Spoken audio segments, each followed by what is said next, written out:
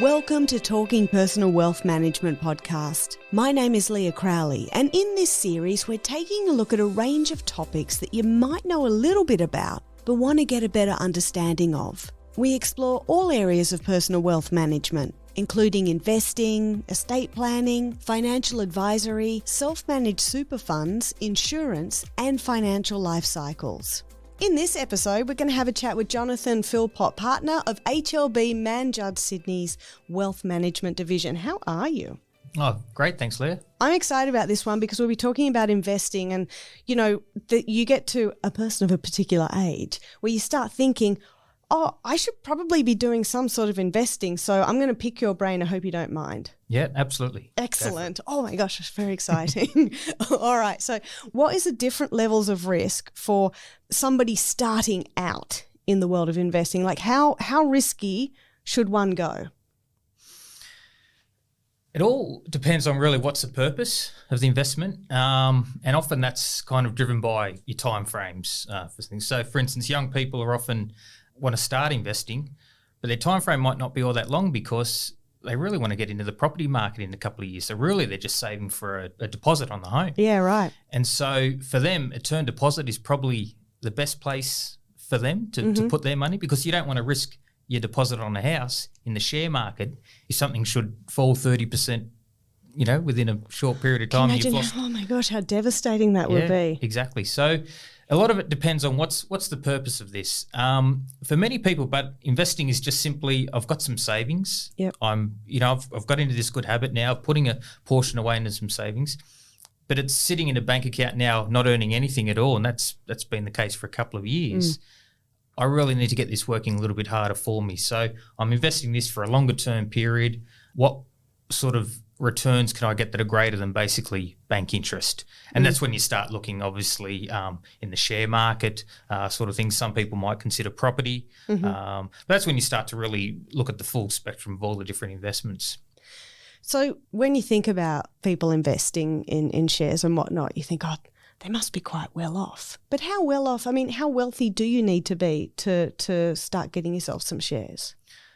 Well, the great thing is you don't need to be wealthy at all. In fact, the earlier you begin investing, often the better investor you'll be. So really it's actually experience of investing that builds up how good you are. So I actually encourage young people to start investing. As I said before, if you can put away a portion of your monthly pay, start saving that, getting that invested into some sort of managed fund or something like that. And even though the sum might be very small, but you're still invested in the market. So you actually see what's going on and you go through all these different ups and downs of the markets. And what that is doing is educating you on how share markets really move. So then later on in life, when you've actually got a far probably greater sum invested for you, and you do go through the rocky roads of the share market, because that always occurs. We know that that's just the nature of share markets. Yeah. You're far less inclined to do the emotional behaviour that us as human beings are taught to do, that when things go down we panic and want to sell and all that. I'm out of here. Yeah. But if you've been an investor for 30 or 40 years and you've seen the ups and downs of markets over those years, you understand how markets work. And in fact, the really good investors take advantages of what we call the volatility in the market, and they know that sometimes when markets fall a lot, that actually means it's not a bad time to be buying some stuff. Opportunities. Bit of a discount. So what I'm hearing from you straight off the bat is that the earlier you invest, the more educated you get. But also it sounds like people get a passion for it. They get a passion for it. And, well, the biggest thing with the longer you invest is the more it compounds. And that's one of the other great secrets of investing, is that simply the longer you leave an investment for, the more it will compound over time. And as the mathematics works on it, because that sum's getting greater and greater each year, even though the returns may well be similar in that 5% per annum sort of return, but because that sum is built up greater and greater each year, the actual monetary value is increasing. So that's the really great benefit of being invested for a long period of time. In fact, sometimes you see generational wealth. Where families have passed it through from, like my grandparents started off this portfolio and it's been passed through and through and through. And that's all of a sudden, well, how on earth does a family build up this sort of wealth? Well, because it's been invested for generations not just for a 5 or 10 year period. And that's not an unusual thing. It's not unusual for grandparents to buy shares or, like, I'm going to buy some gold for my brand new grandson just born. He's not allowed, I don't want him to touch it for years and years, or, that kind of thing. Yeah. That's not an unusual thing for grandparents to want to do. Well, it's for a lot of people. The reason why they invest is to leave a legacy through to children and grandchildren. So that's one of the main drivers of why do we actually put some money aside rather than just spend it today on holidays or whatever, our lifestyle today. Yeah, I want the flash car now. Exactly. Yeah. Yeah, that's the choice we make. Yeah. We can either spend it now or we can put some money aside, invest it for a future purpose. And for many people, that future purpose is actually assisting children and grandchildren. So it's as long-term as you can get. Yeah, you can't get much more long-term than that. Can you explain asset allocation? Like, what is it and how does it change, and has it changed? Will it change? Yeah, okay. So asset allocation is when you're looking at all your different investment options. And so that would be Australian shares, it would be international shares, it would be listed property investments, infrastructure, fixed interest investments, and basically cash. And what you're doing is working out, well, how much do I want to have in each one of those different asset classes? What sort of risk do I wish to take with my investments? So often for a retiree, they're working on, well, I need to generate a certain level of return because I'm withdrawing a pension each year. I'm withdrawing 5% of my money each year, and I'm trying to cover what I'm withdrawing with the investment earnings. So I might be targeting a 5% investment return. Well, how do I achieve that? What level of risk across all these different asset classes do I need to take to achieve that? So asset allocation is really working out, well, okay, I need to perhaps have about 70% of my portfolio invested in the share markets, Australian and international shares and so forth. But I need to have 30% of my money sitting in some secure fixed interest type of investments as well, because when the share markets go through some wobbles, I need to know that my 5% that I'm withdrawing each year is still safe. Guaranteed, and that, if the next couple of years the share markets are going through a bit of a poor period, I don't want to be selling shares through that period. I want to know that my pension payments are secure. The value of it is still there, and I can withdraw and live on that for the next few years. So that's about getting, and so it's a really important decision to get right, but not just for retirees, for younger people as well. And the example I'd give for there is with superannuation. Now, a lot of people don't ever make a choice with their superannuation. I think we know something like 97% of people just accept default. The one that you job, Yep, whatever it was. Yeah, sure. And typically it's called the balanced option. Yeah, right. And that balanced option for most super funds probably sits at about 70% in shares and 30% in secure. And that probably is great for a majority of people within super. But when you're young, 20 years of age, and you've got another 40, 45 years of work ahead, that 30% sitting in the secure is probably bit too much to have there, not earning really all that much at all. So you in fact should be making a choice with your asset allocation. You'd have the high growth or a growth option available there with your super. You in fact should be making that choice and looking at, well, can I achieve a higher return than what probably the balanced option would provide me over the next 40, 45 years. And when you were talking about, young person in their 20s and people closer to retirement age, with that asset allocation, how often should I go and be assessing to make sure that this is not working, or this is working really well? Maybe I should. Yes, and that it's difficult. It's difficult for the mum and dad investor to make these asset allocation decisions not based on our natural reactions, because typically what we're doing is after a poor year, we're probably saying, oh, hang on, my super's gone down the year. Should I be reducing my share allocation now?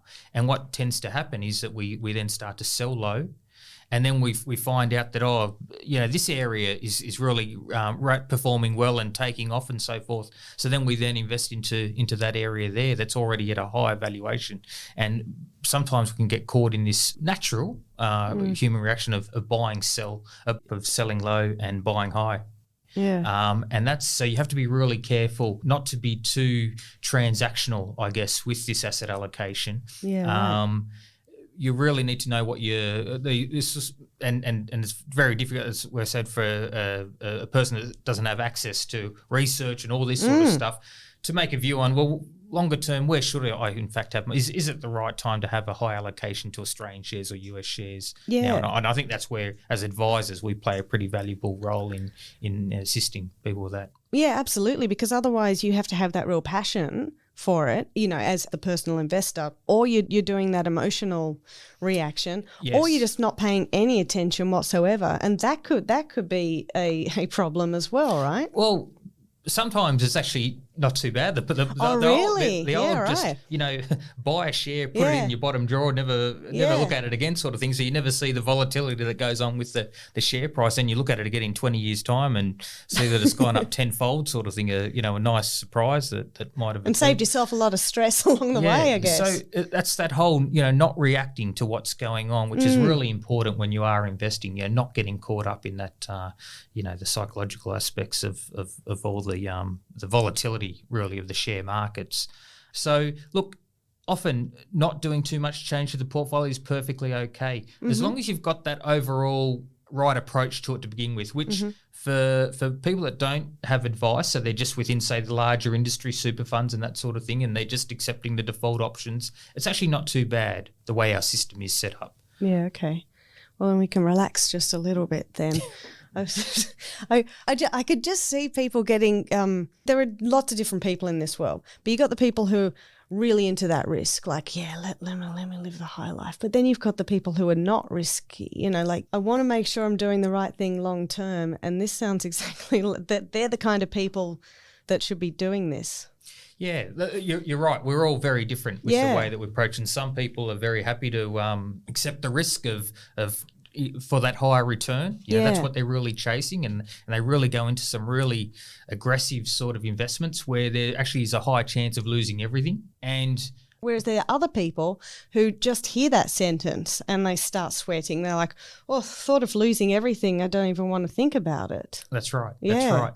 And for them, they may not need to take on too much risk as long as they're actually able to save sufficient sums, knowing that, okay, investment return wise might not be all that great. So for them, a lot really depends on what the term deposit rates are, what the bank cash rates are paying. Sure. And for a long time, that was actually okay. Yeah, that used to be 3-4% for a long, long time, and retirees could put a large amount of money in there and earn 3 or 4% and be very happy on that.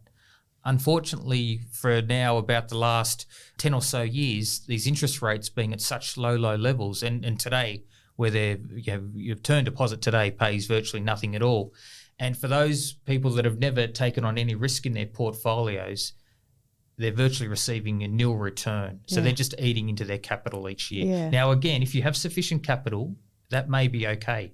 But as long as you realise that, okay, I obviously, if I live for another 15, 20 years without any actual investment returns, I may well deplete all of my capital that I have invested there. So it's you need to balance it up with what is it that I wish to achieve. Say I am that low risk investor, and then I hear about this 60-40 rule, and I'm like, oh, that sounds a lot. Yeah. Is it though? Yeah. So 60, when you say 60-40, that's similar to this balanced kind of approach. So 60-40, 70-30. Like, oh, 70-30. Yeah, and that means 60% or 70% of the money is invested in the share market. Yeah. And for a person that's never invested in the share market, they're probably going, boy, I'm not putting my retirement savings, 60% of that there. And so they may not need to if they don't need the higher return. But for many people, unfortunately, they don't have a choice. They haven't actually built up sufficient wealth where they can afford not to receive a very high return. If you need to actually receive a 5% return, there is no way putting all your money in a 100% term deposit is going to achieve that. And in fact, not for a long, long time. Interest rates won't be going anywhere up to those levels for a long, long time. So you need to accept that you need to take some risk. And that's where we'll go back to earlier, where if they had been invested from a younger age, the whole volatility of the share markets is not as scary to them. It's not like they just retire now all of a sudden and say, oh, well, I've now got to live off what I've built up over my lifetime. Yeah. They understand that markets will go up and down.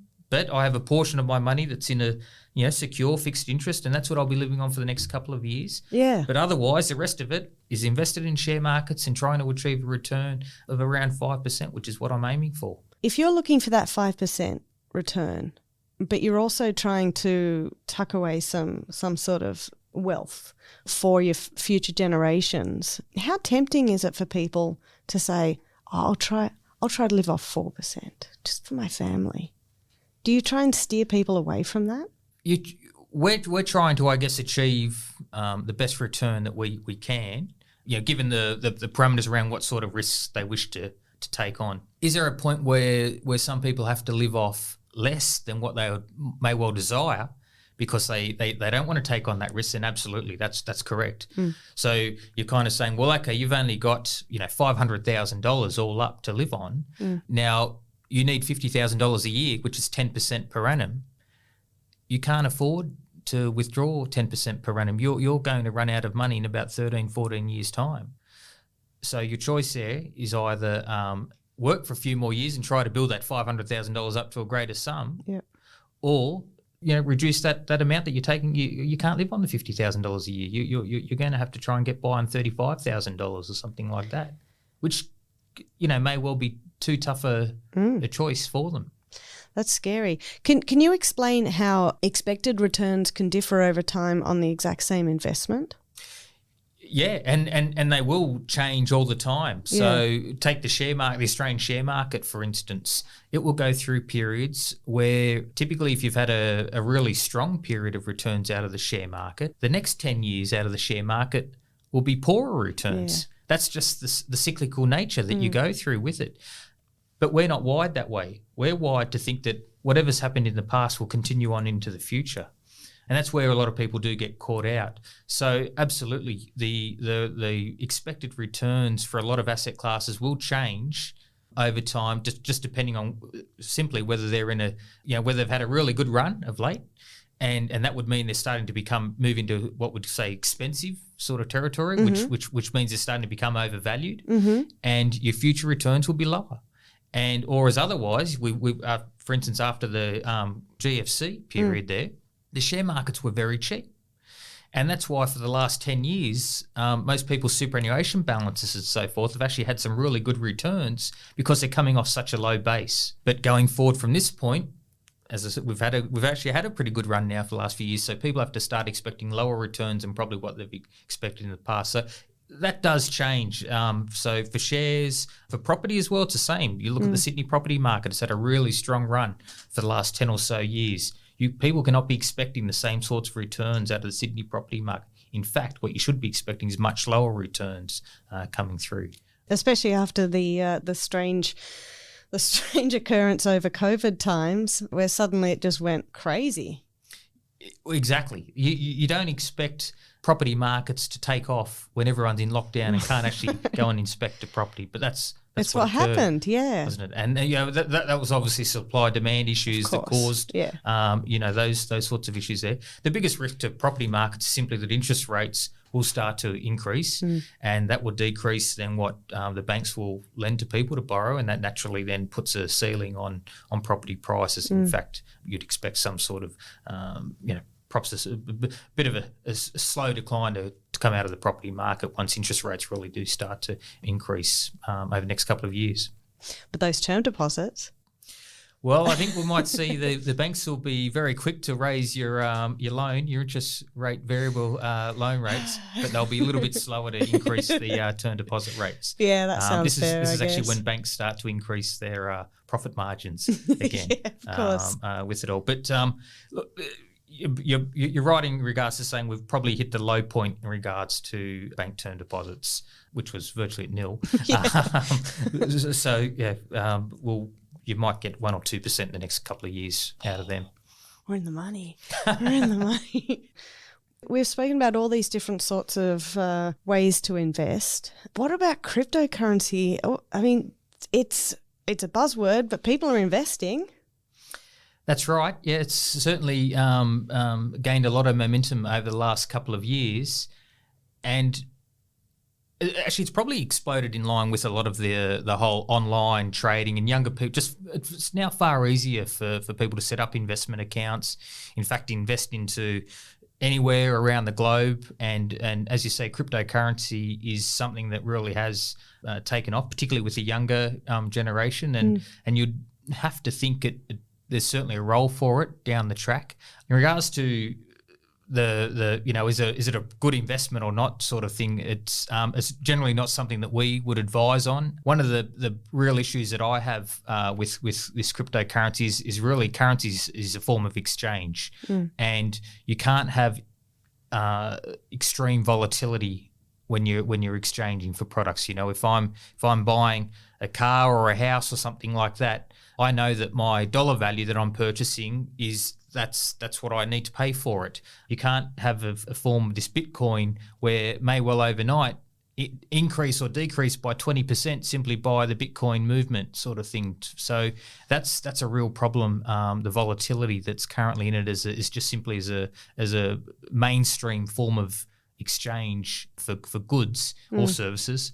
That's a big problem with it. But in regards to does it have a place in investment portfolios? Many younger people would certainly say yes, yes it does, and I'll bet on the long term that it's still going to be around. But I think the jury's still out for many. Too volatile at the moment. Looks a bit that way to me. Yeah, fair enough. Jonathan, it's been great having a chat with you. I'm definitely going to start planning some things. I'm going to have a look at that term deposit, I can tell you that. Maybe think about something else there, but thank you once again. So what a wealth of knowledge, and have a great day. Great. Thanks, Leah. Thanks for having me. Jonathan Philpot's expertise and knowledge is part of HLB Mann Judd's personal wealth management services. For further information, please visit our website hlb.com.au.